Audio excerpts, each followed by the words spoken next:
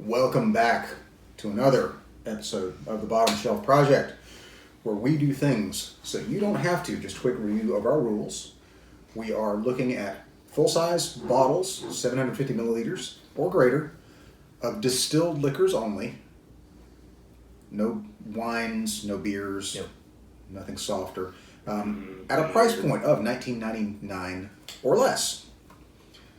Today, very happy to bring back some nostalgia there.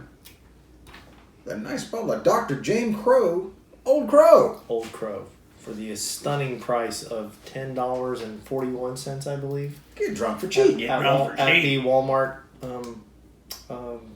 liquor store. Walmart liquor store. It just kind of rolls off the tongue, doesn't I it? didn't even know Walmart had a liquor store. Walmart liquor store. Get drunk for cheap. That's right. This is allegedly the original sour mash. And this is a Kentucky straight bourbon, which has a legal ramification, but I'm not entirely sure what that is.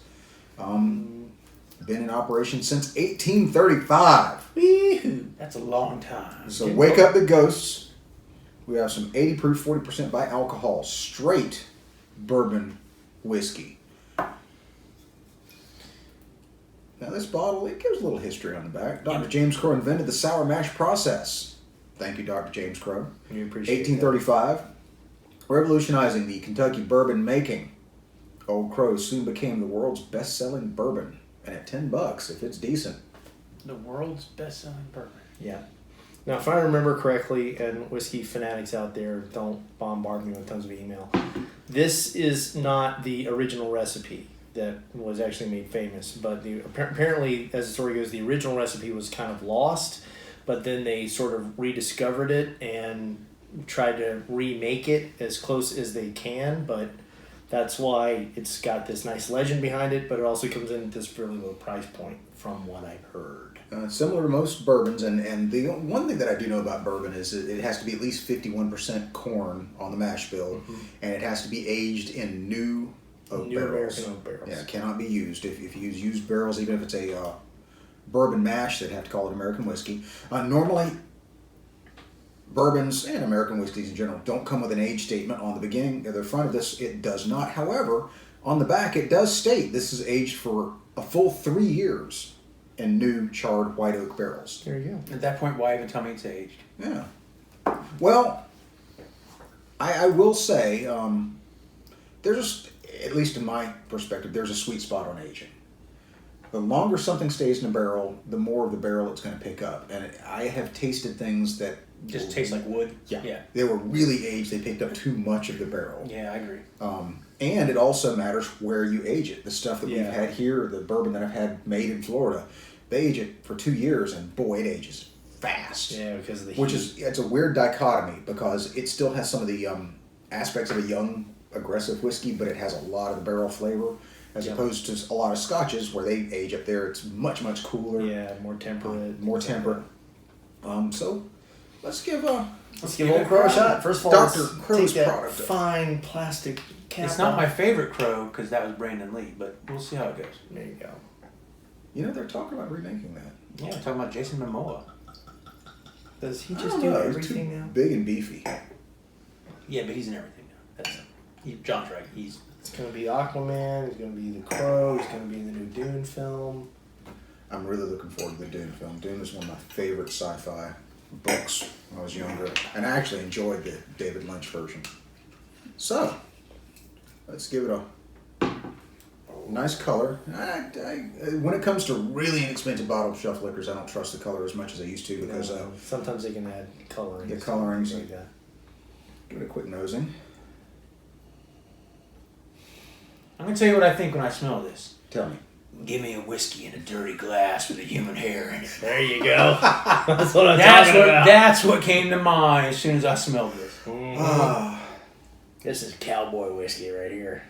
Yeah, this is the kind of... You know why this sold? Because they didn't have any other options. Yeah, it's, like I said, real ethanol forward. But I will say that once you get past that, it's a sweet smelling whiskey. Yeah. Almost like a buttercream sweetness. Mm-hmm. It's not a fruity sweetness. It's more of a dairy type sweetness. Let's do the old whiskey tribe trick that we picked up a while back. Just a couple drops. Make us a nice bourbon cologne.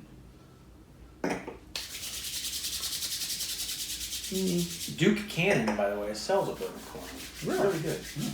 I'll try that out. It's actually a solid. You have to rub it in your hands like this. Oh, really? You can put it on, yeah. Well, that's manly. Wow. That's very different than what you're getting out of there. Yeah. Yeah. Smell a little bit more Now that's fruit. very sweet. Yeah. Kind of like a stone fruit. Mm-hmm. I get some floral. Like, yeah, little floral, nectarine-like. like there's I don't smell as much of the flowery butteriness. stuff. Yeah, it's very flowery. That's what you think. I agree. I didn't get any floral notes. Really, I almost got almost a rose. scent. Oh, well, You know, you're right. You're right. You are absolutely right. It smells like rose. Yeah. That's fascinating. It's funny, I didn't really notice it until you said it. Maybe I've been psychologically primed. Hats off to you, Dr. Crow. Cheers, gentlemen.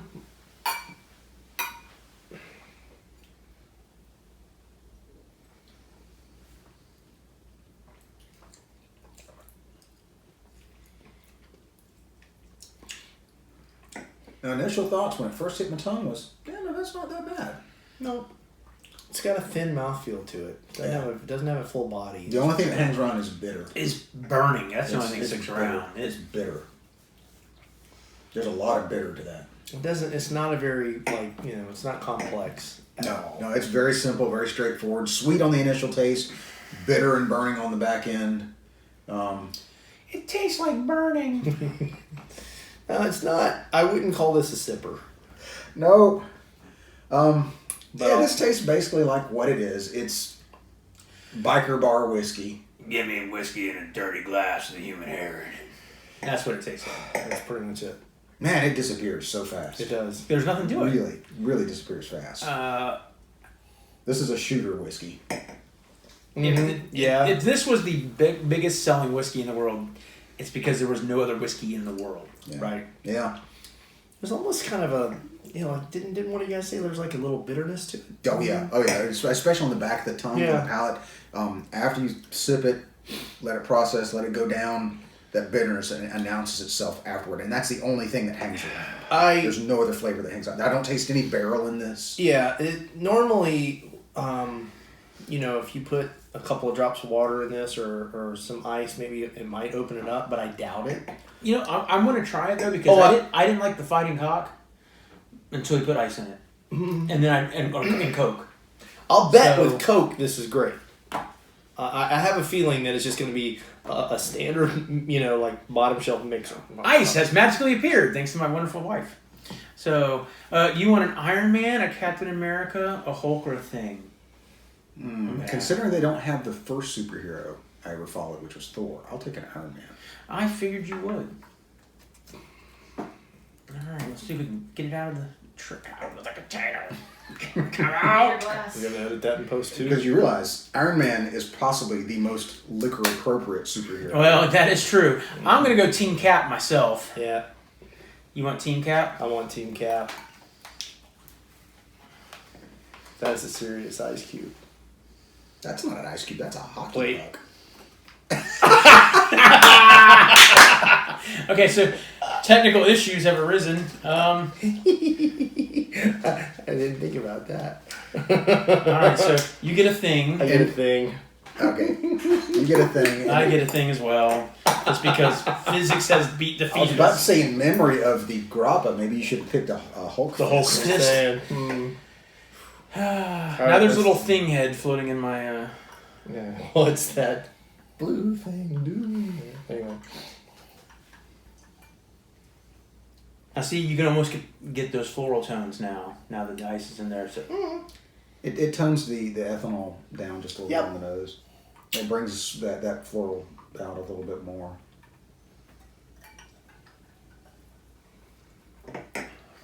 Nope, it's still not better. No. That's still bad.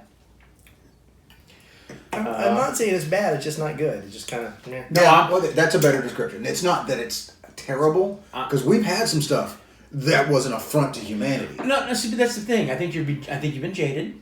Okay. Right? It doesn't have to be offensive to be bad. Point made. Point made. If it's not on the good side,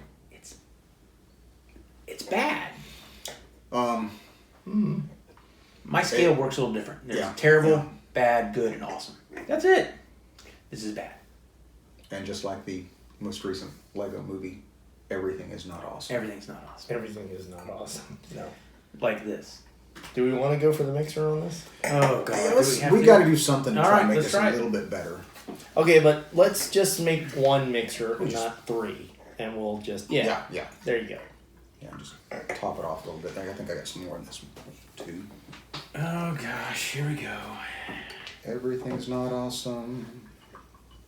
I'll let you guys take it. I can't do that. Okay. Nope, still bad. Well, it looks disturbing now, too. Because I see little particulates or fragments of oil slick on the top of the Coke. Oh, you do? Yeah. Yeah, that's... Ooh, that's nasty. Don't put that in your mouth, baby. That's nasty. That's nasty, Don't baby. do that, baby. That's nasty. No, gross! Don't drink it. Don't drink it. I got to. I got to. Got to take one for the community out there. It's bad.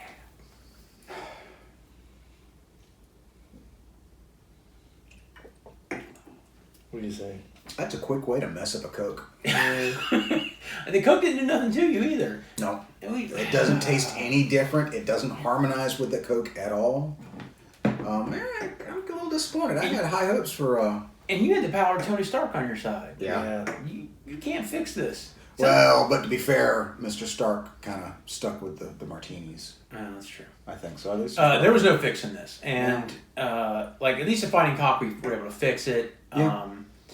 The Fighting Cock redeemed himself. Yeah, this one... Like Rocky, he got off of the mat. And I also, again, want to state for the record, I wasn't here for the Fighting Cock episode, but I did drink Fighting Cock back when I lived overseas, and I like that stuff. I really enjoy it. Yeah, it was a fine budget bourbon. Yeah. And I believe that Fighting Cock was bottled in bond. I think it fell on the good side. Yeah. This one does not. Yeah. Now, if someone who didn't know better gave this to you, I wouldn't be offended. I could probably find some kind of use for this. Oh, the bottle's kind of cool. Yeah. You got a crow on it, and it says Old Crow. It's kind of cool. Nice labeling. I mean... But, yeah. Just if you've got a few extra dollars in your pocket, let's give this one a pass. I mean, it is what it is. It's a $10 bottle of whiskey. Mm-hmm.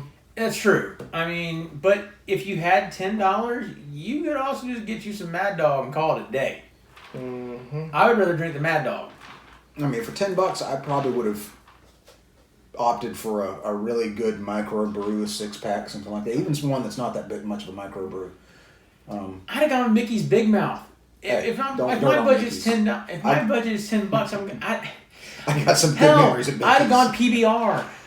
Don't do this to yourself. But in our next episode, we go from 10 to 11. So stay tuned.